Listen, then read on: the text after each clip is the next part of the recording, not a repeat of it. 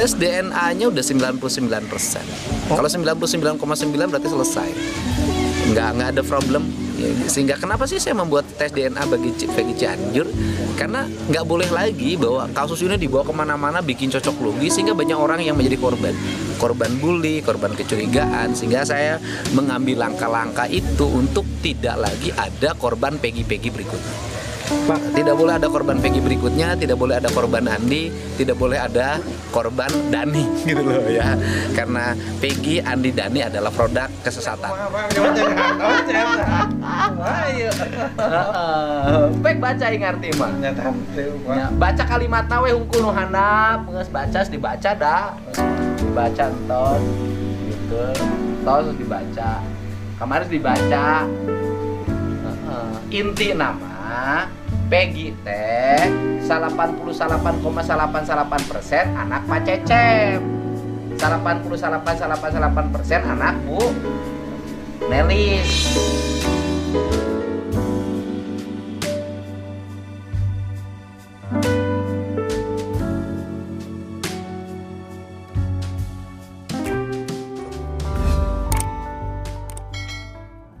Kasusnya Vina, di mana Kang Deddy Mulyadi terjun langsung ke lapangan dan memfasilitasi untuk tes DNA dari Peggy Cianjur, yang kemudian hasilnya dari netizen ini meragukan ya.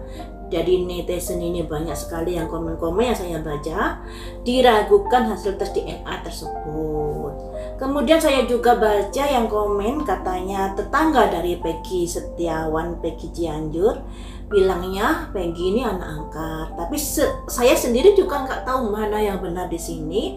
Peggy ini anak angkat kah, atau Peggy ini anak kandung kah? Peggy ini apakah anak bupati yang kemudian diadopsi kah? Kita juga nggak tahu di sini. Jadi masih bulat, dan asumsi dari netizen membuat Kang Deddy diserang. Nah, kemudian biasanya Mbak Widya yang juga viral terkait dari pengawalan kasus Vina ini, yang kemarin-kemarin itu mengingatkan Kang Deddy untuk hati-hati, sekarang ini malah menyerang Kang Deddy terkait dari hasil tes DNA tersebut.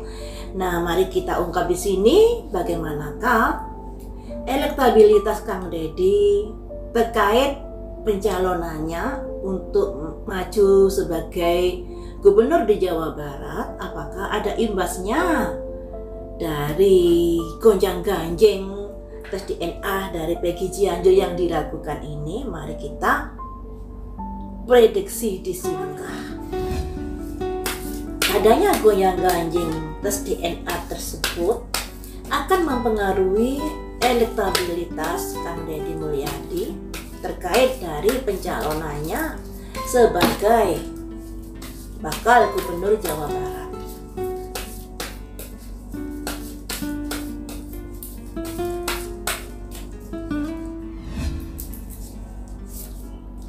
Ada simbol fight, yakin. Ya, itu memang pasti akan mempengaruhi dari nama baik terkait pencalonannya. Kecuali kalau Kang Deddy mau berusaha untuk memulihkan nama baiknya, atau mau berusaha untuk meyakinkan dari netizen bahwa tes DNA itu sesuai dengan hasil dari rumah sakit yang ditunjuk. Tidak ada rekayasa ini dan itu dan lain sebagainya. Hanya saja netizen ini sangat jeli loh penglihatannya. Ada saja yang mengetahui keganjilan-keganjilan dan lain sebagainya. Makanya di sini apa yang sudah dilakukan Kang Deddy Mulyadi ini terkait memfasilitasi tes DNA dan hasilnya ternyata seperti itu akan mempengaruhi dari elektabilitasnya saat pencalonan. Ya. Kemudian apakah itu sesuatu yang fatal, atau menurunnya gratis, atau menurunnya nggak begitu banyak?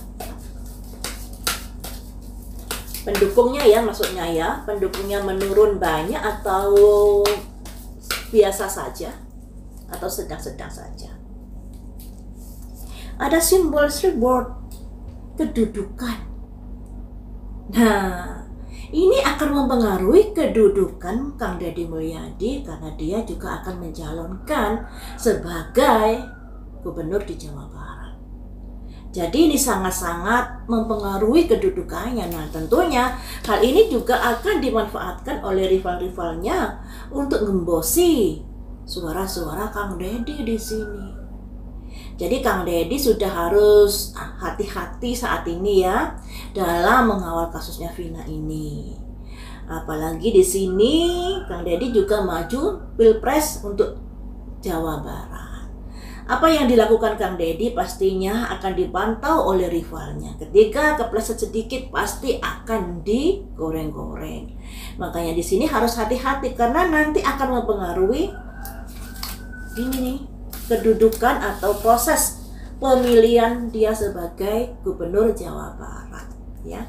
Sangat mempengaruhi, makanya harus hati-hati. Selanjutnya,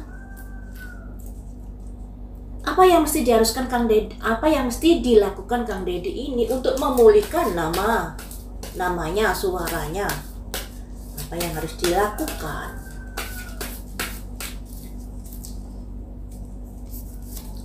Ada disipating.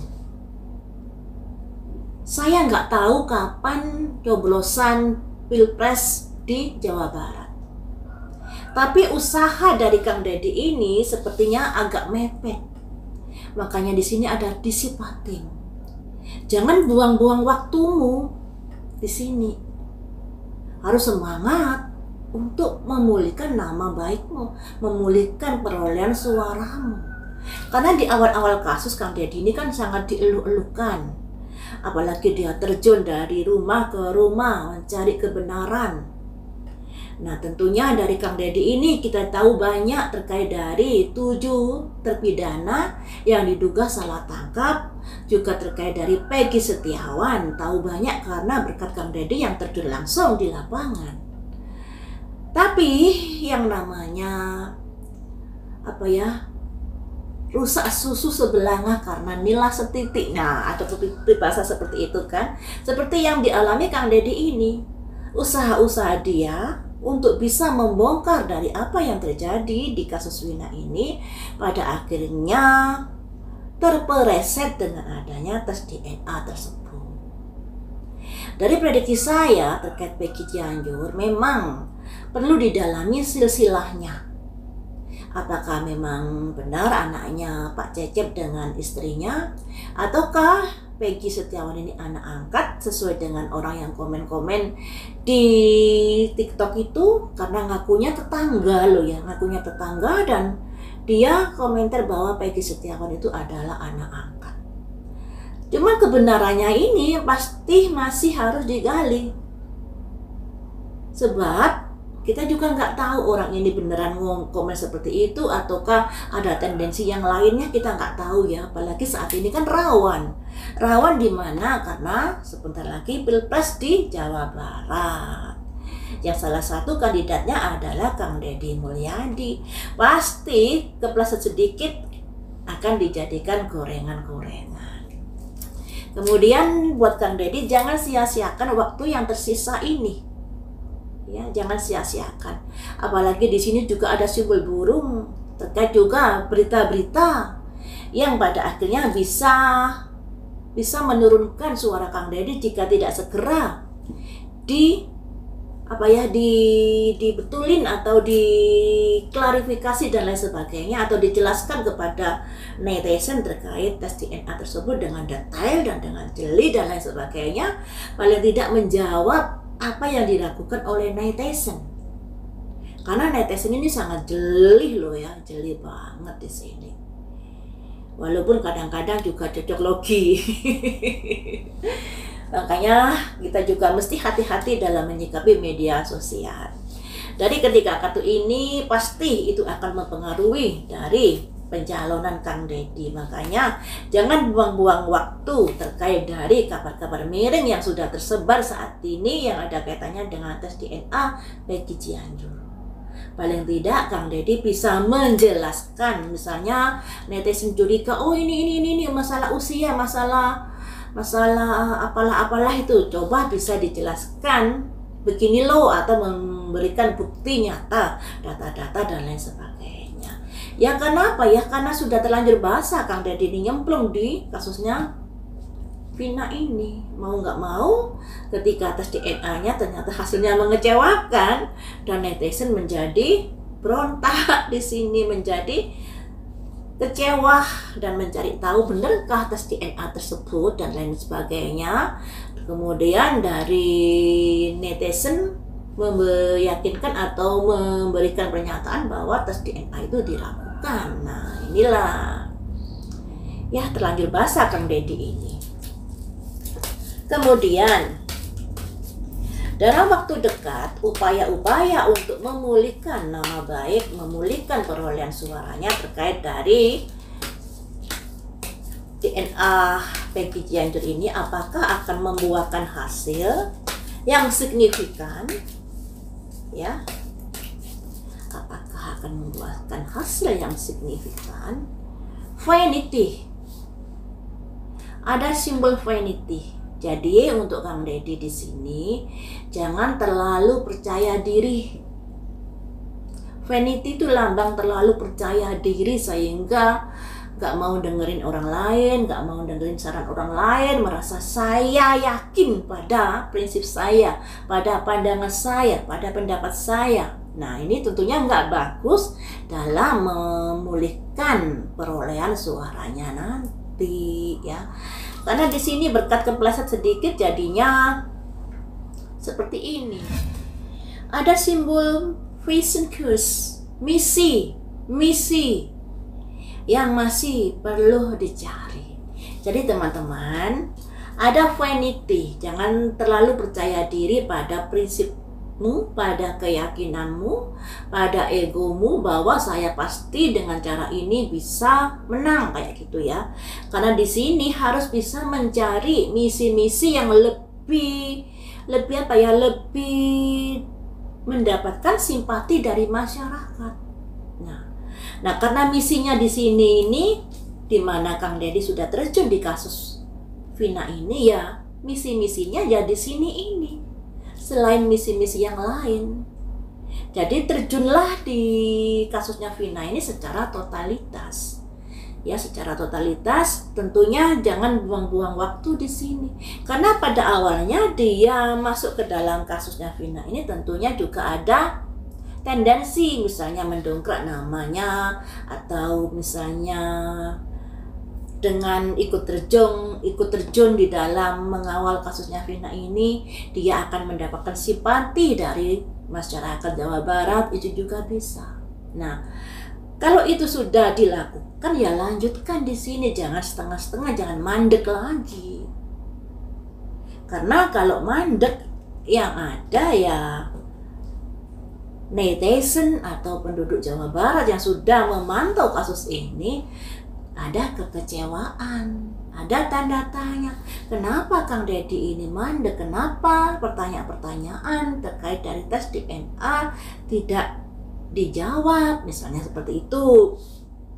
Nah, masalah menjawab terkait tes DNA ini tentunya itu juga yang lebih paham adalah pihak yang ngetes, yaitu rumah sakit juga para ahli dokter tentunya. Karena poinnya di sini kekecewaan netizen terkait dari tes DNA yang ternyata hasilnya tidak sesuai dengan harapan netizen.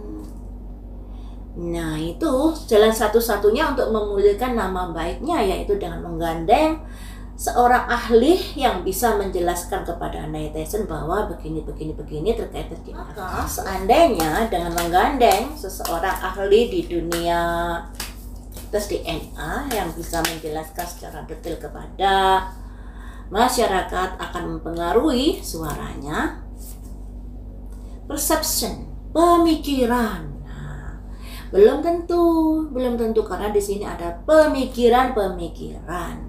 Kadang-kadang netizen itu kalau sudah kecewa jadinya sulit percaya. Demikian juga kan tadi saya bilang ada saran dari saya, gandeng seseorang yang ahli medis yang ada kaitannya dengan keahlian dalam tes DNA, diminta untuk menjelaskan, mengklarifikasi secara detail terkait hasil tes DNA Peggy Cianjur ya. Tapi kemudian andai kata itu dilakukan ternyata tidak begitu mempengaruhi dari persepsi masyarakat. Karena masyarakat ini sudah terlanjur nggak percaya, terlanjur berpikir bahwa Peggy Setiawan yang Cianjur itu adalah anak seorang bupati ini ya. Nah, apalagi ada yang bilang saya tetangganya, Peggy itu adalah anak angkat, ada yang bilang seperti itu. Jadinya ya seperti itu. Jadinya masyarakat jadi sulit mempercayai atas tes DNA tersebut. Kemudian teman-teman, bagaimanakah hasil pilpres nanti buat Kang Deddy Mulyadi? Menggembirakan atau mengecewakan ya? Ada simbol pertanyaan. Nah, saya bertanya, ini kartunya juga bertanya. Jadi masih belum ada jawaban di sini. Jadi di sini teman-teman, dengan adanya kartu yang ini masih dipertanyakan, berarti masih harus berjuang Kang Deddy ini agar bisa memenangkan pilpres untuk wilayah Jawa Barat. Ya, harus berjuang di sini karena ada sebuah pertanyaan yang membutuhkan jawaban. Jadi masih belum ada kepastian di sini menurut kartu ini. Perlu perjuangan di sini, jangan buang-buang waktu. Nah, jangan buang-buang waktu, apalagi terkait juga dari kasusnya Vina karena sudah terlanjur nyemplung.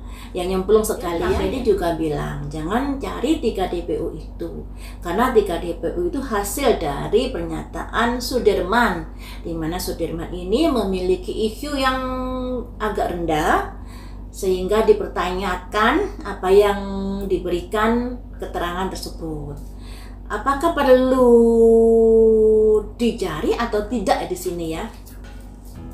Perlukah kita mencari 3 DPU itu? Perlukah kita mencari 3 DPU itu? Ada workaholic, kerja keras. Nah, apakah 3 DPU itu memang ada? Wisdom, kebijaksanaan, butuh adanya kebijaksanaan di sini. Oh, kerja keras dan kebijaksanaan. Apakah 3 DPU itu pada akhirnya bisa ditangkap? Respondensi, kelelahan, kecapean. Jadi dari ketiga kartu ini, DPO itu memang agak susah dicari karena di sini ada simbol kartu respondensi, kelelahan, kecapean, keputusasaan. Nah, apakah ini ada kaitannya dengan pernyataan Kang Deddy bahwa 3 DPO itu hasil dari pernyataan keterangan Sudirman ya, Sudirman? Nah, dari kartu ini kerja keras, sudah kerja keras, pada akhirnya nggak nemukan karena di sini juga ada kebijaksanaan yang sia-sia atau kebijaksanaan yang putus asa kayak gitu. Nah, kalau udah tahu begini, di sini kan ada AEP, ya, juga ada RT Pak Pasren, nah, kemudian ada Pak Rudiana. 3 orang ini keberadaannya tidak diketahui rimbanya untuk saat ini. Kemarin saya sudah memprediksi AEP, ternyata AEP dilindungi dan AEP ada kesepakatan yang bisa dibilang di briefing agar keterangannya nanti ada kesesuaian. Nah, tentunya sebenarnya dari AEP, dari Pasren, juga dari Pak Rudiana ini bisa dicari, digali-gali terkait dari kasus peristiwa kematian Vina ini.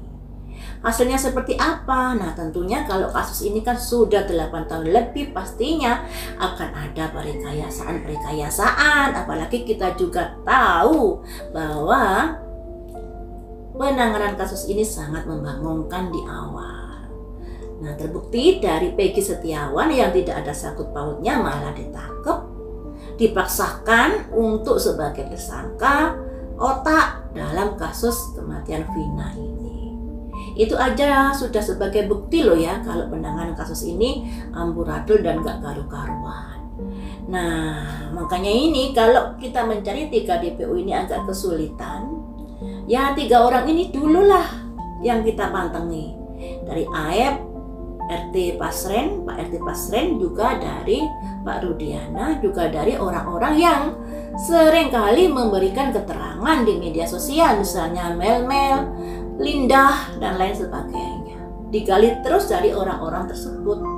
Nah, nanti akan ketemu loh ya, apa memang ada 3 DPO yang disembunyikan, yang kepalanya diganti oleh 8 orang terpidana, kemudian ditambah dari Peggy. Ya, kalau di sini kayaknya ada tukar guling pelaku ya teman-teman.